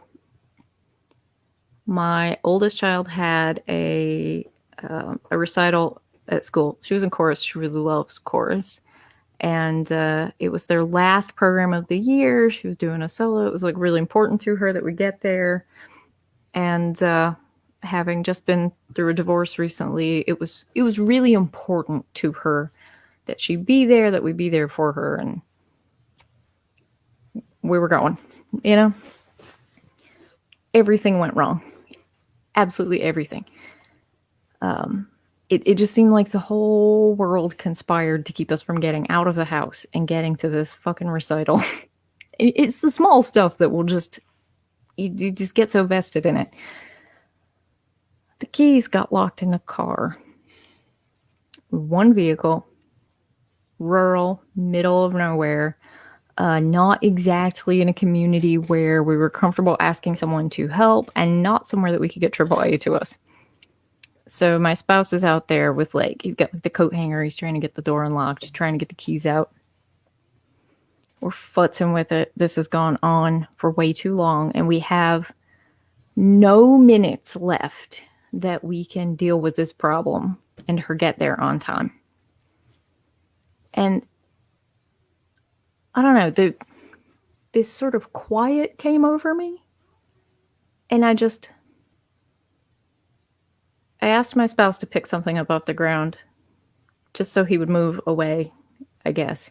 And I just opened the door. And I was perfectly confident that I could. After all the fighting it and trying to pick the lock and jimmy it and whatever and railing at it, I just opened the door. And it just worked. Love it. To this day, my husband is furious about that, by the way. He's like, you should have just done that to begin with and saved us the trouble. But it doesn't work that way. It doesn't. But you know that feeling I'm talking about? That quiet where you're just... Tingly? You can just sort of feel the threads of how everything works, and you know exactly how to interact with something. And it's just going to function in the way that you need it to. That was that moment for me. And I knew then that I was on the right path. Love it. I'm looking. Yes. What is an art or craft you would love to learn and haven't yet? Gunsmithing, 100%. I had an opportunity to take it as an elective, and then the pandemic happened. I was going to take it in my last semester, and it just didn't work out because, shit happened, but I would absolutely love to gunsmith. I think resins are the neatest thing in the world. I do a lot of woodworking, or at least before the pandemic, and I sort of gotten busy with other things. But I want to craft a kitchen table with some live edge woods, and always wanted to do that. Fill it in with resin, make it look like all oceany and beachy. And I'm starting smaller. My goals are usually lofty, but I'm very carefully. I'm going to make some smaller resin pieces so I can practice. It looks like Amber has to leave. Happy and proud of us both. Got to get to the clinic and take care of some fur babies. Wanted you to know my clinic owners and the clinic have embraced this book and are happy to reach people that need aftercare and spiritual support for companion animals. That's awesome. Amber contributed to the book and contributed to the chapter on companion animal death. And there's some personal stories that she provided for the book in there.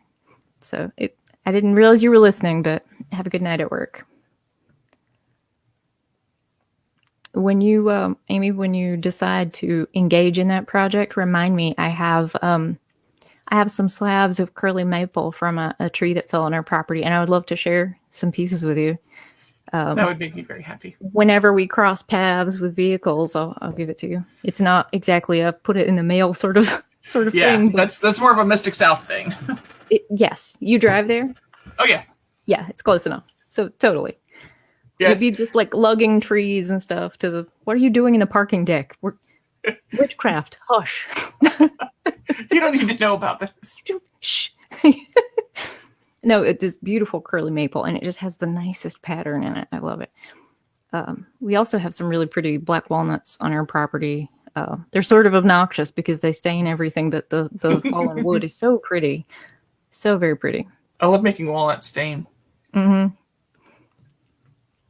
What is one ritual you'd love to lead as a group and as an individual? Fun. It's a fun question.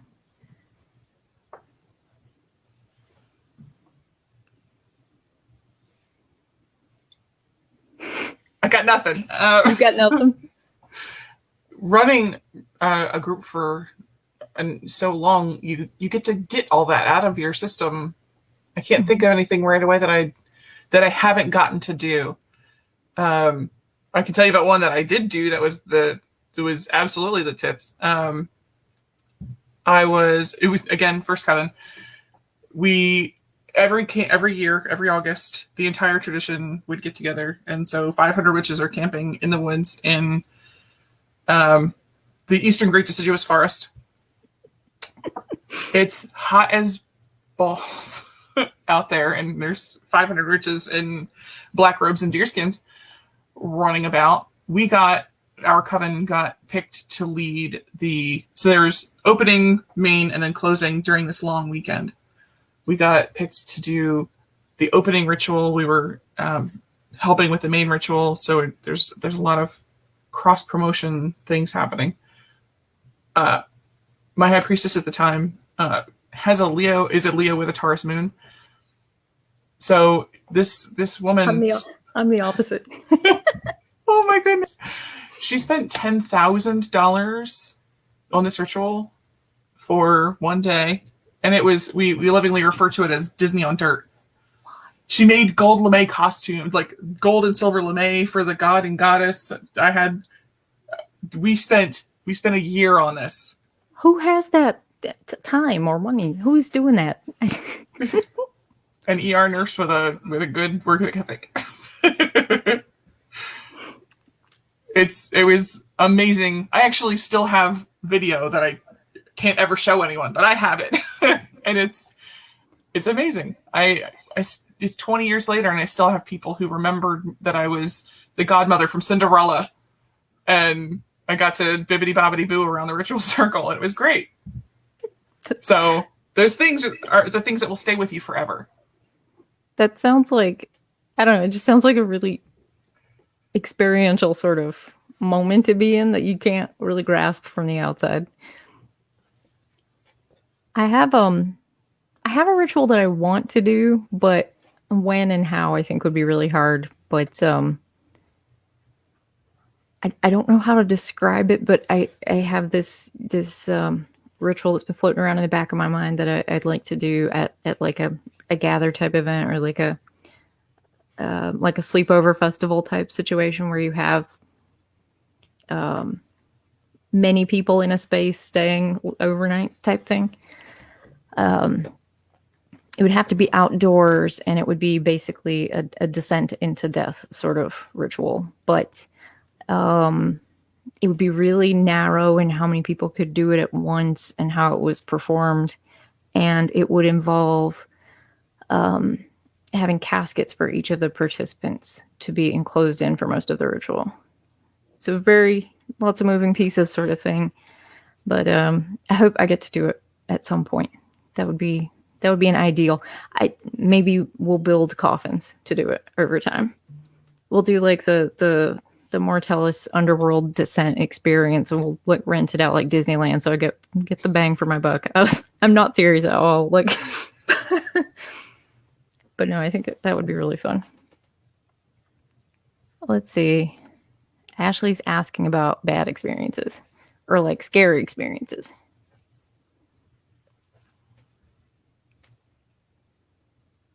Do you want to go first, or you want me to go first?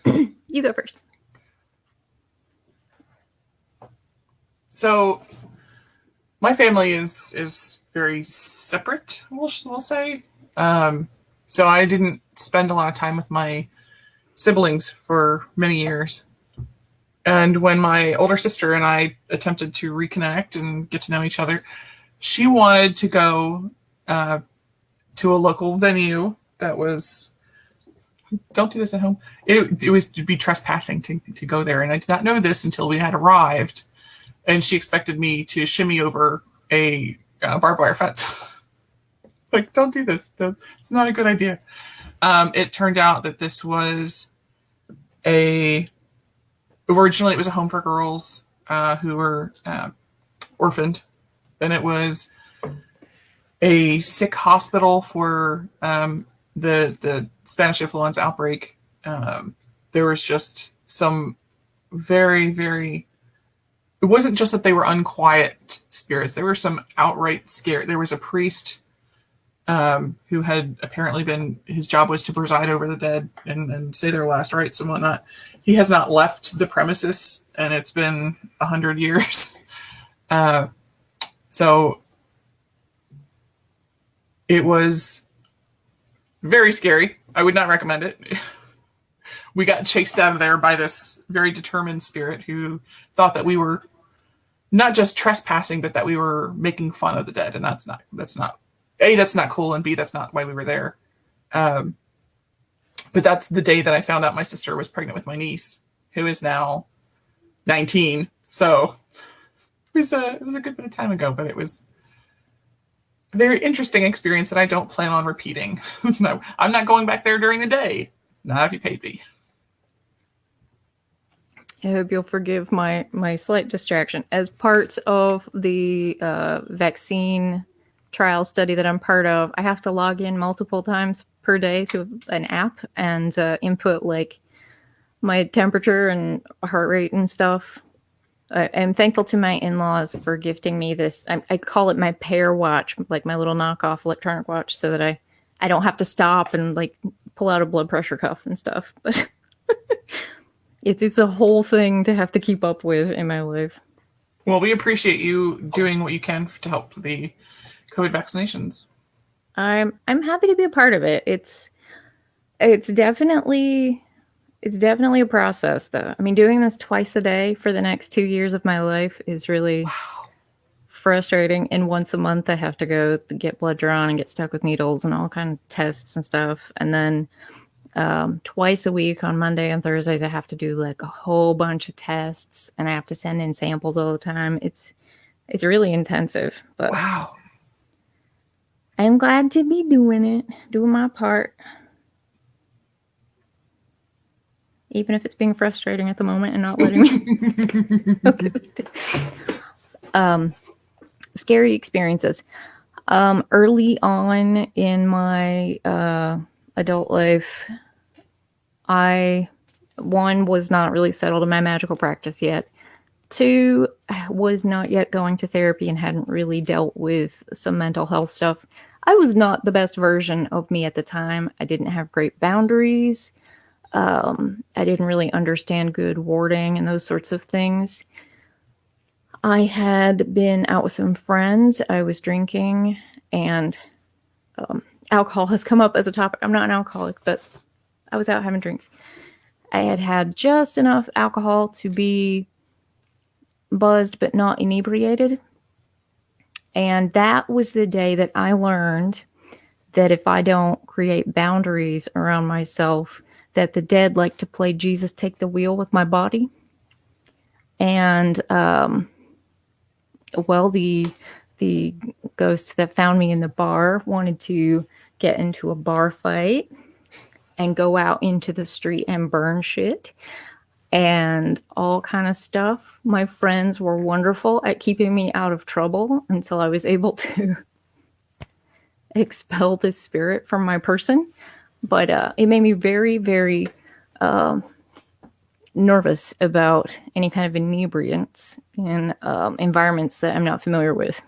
Yeah, if I ingest a beverage, my limit is always 1.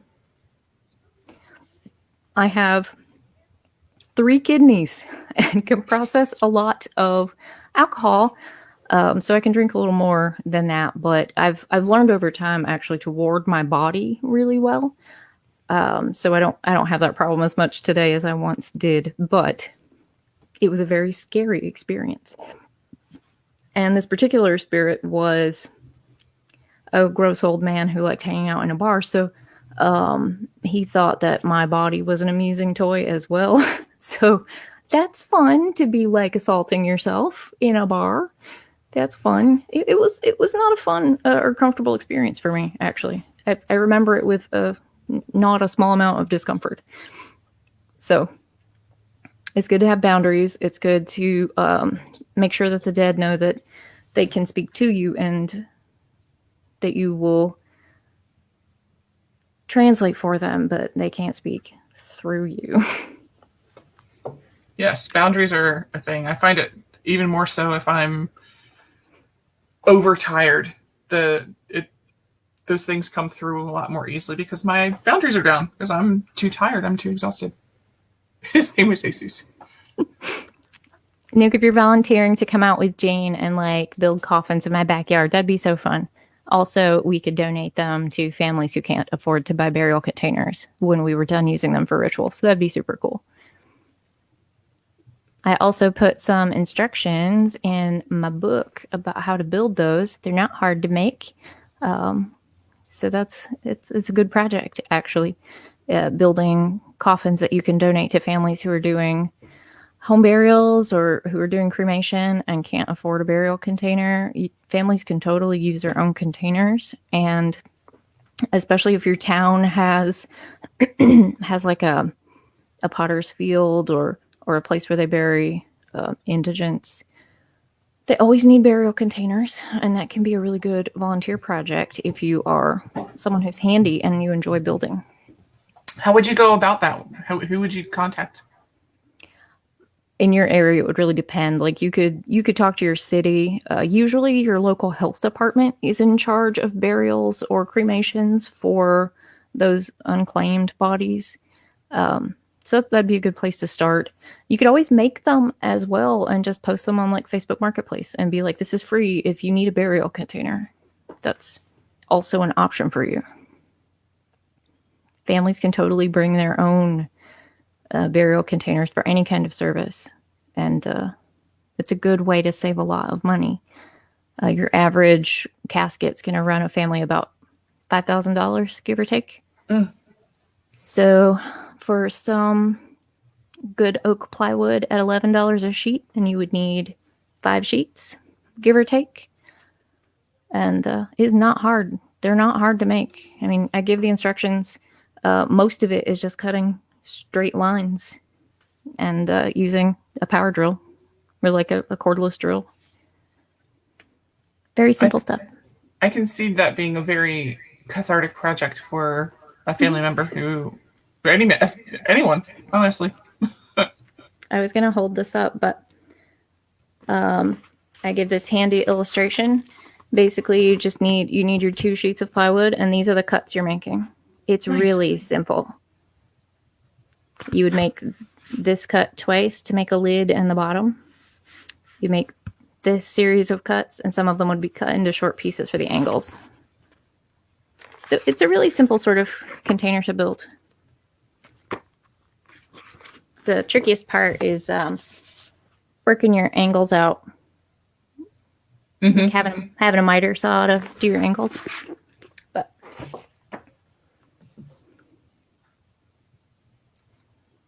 yes, 100%. Heck yeah. Yeah, you could. Absolutely. There's a blend in the beginning of Blackthorn's Botanical Magic that's based on Angelica, and it's forgiveness and release and understanding. So that would be really lovely on the wood. Yeah, there's a lot of arts and crafts. Did your book come today, Angela? Did it arrive?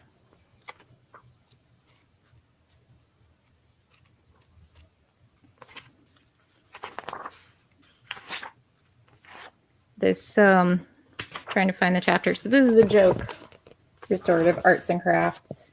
We have to take a class in mortuary sciences called restorative arts, and that's where we learn to paste someone back together if they were in a horrible car accident or fell into a wood chipper or something.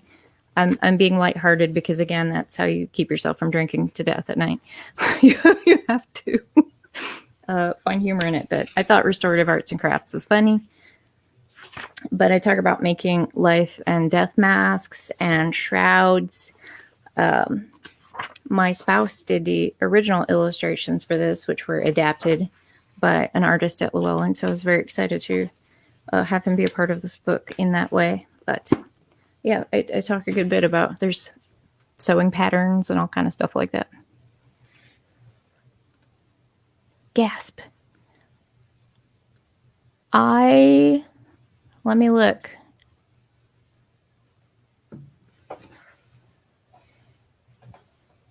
Jean, I know I had a note to send yours to a different address. Message me after and I'll tell you where I sent it to. There's a no-sew shroud pattern in there as well. One that you don't have to sew it or sew at all.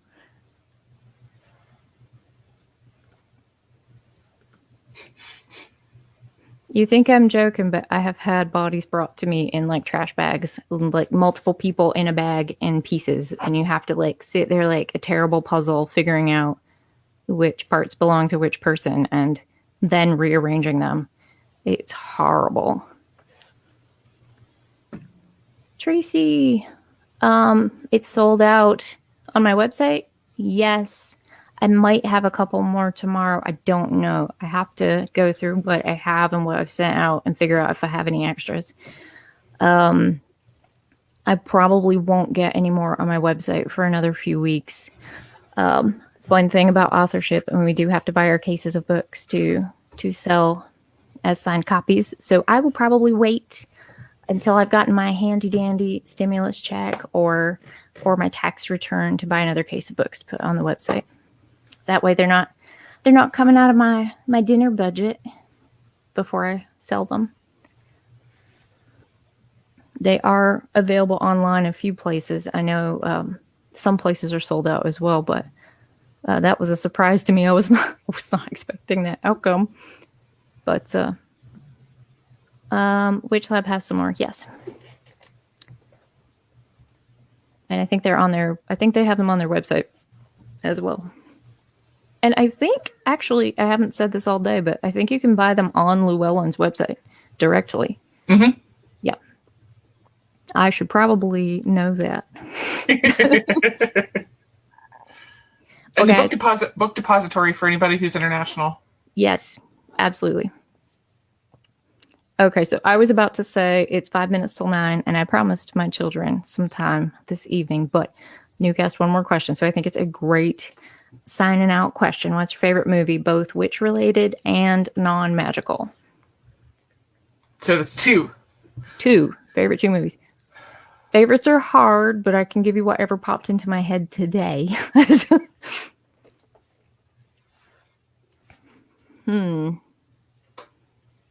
Which movie? It probably would have to go with like Nick Cage remake of The Wicker Man, because I would watch that just to see him thrust kick Lily Sobieski in the chest. Like, that's the best part of that whole movie. It's totally worth it. 100% worth it. Favorite non-witch movie today? Definitely Gymkata. Love that movie. It's the weirdest movie ever. There's like a 2-minute long shot of this guy's balls for no reason. He's like, he does a handstand up the stairs and the camera stays on this guy's asshole like the whole time for no reason. The movie centers around a gymnast who, like a gold medal gymnast from the 70s or late 70s, I guess, who was very popular at the time. They wrote this movie around him, and the idea is that it's like a whole martial arts form wrapped around gymnastics.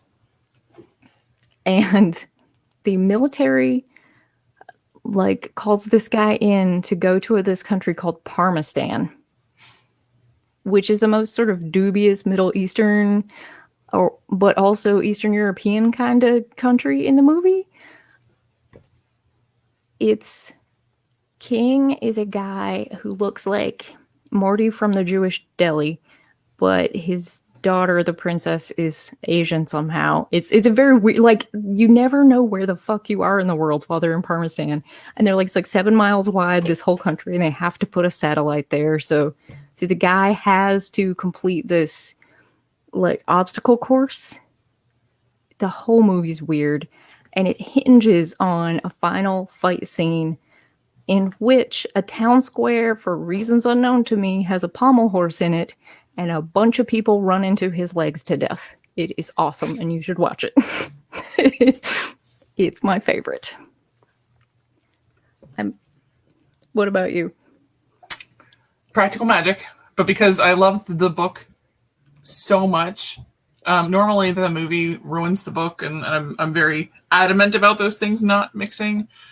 But this, for some reason, it just worked. So my favorite witch movie is definitely Practical Magic. Although Bell Kindle comes very close in second. Kim Novak is, she's spectacular. Non-witch movie, I would have to say Boondock Saints. I could watch that every day and twice on Sundays. I owned it on VHS. When I was in a situation and right after I turned 21, and I spent 6 months in a hospital trying to get better. Broke all of my bones, and my beautiful loving coven brought me a TV and a VCR that I could have in my hospital room, and so my family brought the copy to my hospital room, so I felt much better. It's awesome. I have a huge soft spot for just really terrible movies. Really, not on purpose terrible, and not the kind of terrible that people think of when they think of terrible movies, but just like these sort of forgotten gems where somebody really cared about it. They really thought it was going to be great. They put their money and time and love and attention into it, and somehow it's just nonsense. Like Tammy and the T-Rex is amazing. Like, I love that movie. My spouse got me an HD remaster of it for Yule. That's like my favorite present ever. It stars Denise Richards, and she tries to pretend this movie doesn't exist. I hope that I can get seated next to her on a plane one day so I can turn to her and say, all right, you got two choices. We're going to talk about that phone call with Charlie Sheen or Tammy and the T-Rex. You pick. That's what's happening. These are your choices. The movie hinges on her boyfriend getting killed in an accident that happens in 5 minutes. It's not really spoilers.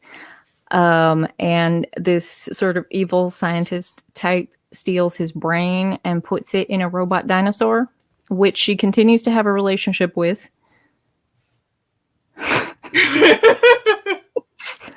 No judgment.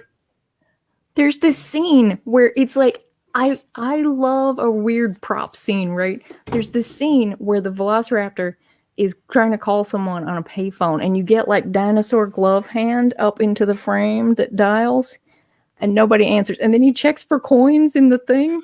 And that's the best part of that fucking movie. I love it so much. It's just like the Velociraptor glove looking for quarters. Oh my god. Where's he gonna put them? He doesn't have pants. You don't have any pockets. Yes. Amber knows my terrible movie ways. Velocipaster is also an amazing movie. I love a movie with like any kind of like shapeshifter illness, like lycanthropy or something. Velocipaster is about a Catholic priest who becomes infected with an illness that makes him transform werewolf style into a velociraptor. Wow. It's actually kind of amazing. It is amazing. I love it.